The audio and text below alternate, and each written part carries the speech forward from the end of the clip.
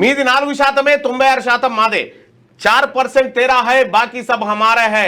కోటాపై ఓసీలది తొండి పంచాయతీ. 42% ఇస్తే ఇవ్వండి, లేదంటే మేము గుంజుకుంటాం. ఇన్నాళ్ళు మీరు టికెట్ ఇచ్చారు, ఇప్పుడు మేము మీకు ఇస్తాం. రాష్ట్రం కోసం 1200 మంది బీసీ బిడ్డలు చనిపోయారు. మరి బీసీ కోటా కోసం పోరాడుతున్న ఓసీల త్యాగం చేయగలరా? రాజకీయ పార్టీలో ఈ సెల్లలొల్లేంది? BC, SC, ST, minority cells ఎందుకు? ఆ పార్టీలో ఓసీ సెల్ బెటరా? రాబోయే బీసీ పార్టీలో మేము ఓసీ సెల్ ఏర్పాటు చేస్తాం.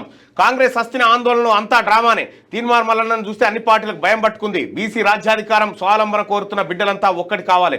కొర్రాముల బీసీ సాధికారత సాధన సభలో శాసన మండలి సభ్యులు తీన్మార్ మల్లన్న అంటూ ఈ వీడియో మీకు సపరేట్గా దాంట్లో ఉంటుంది, చూపిస్తాం.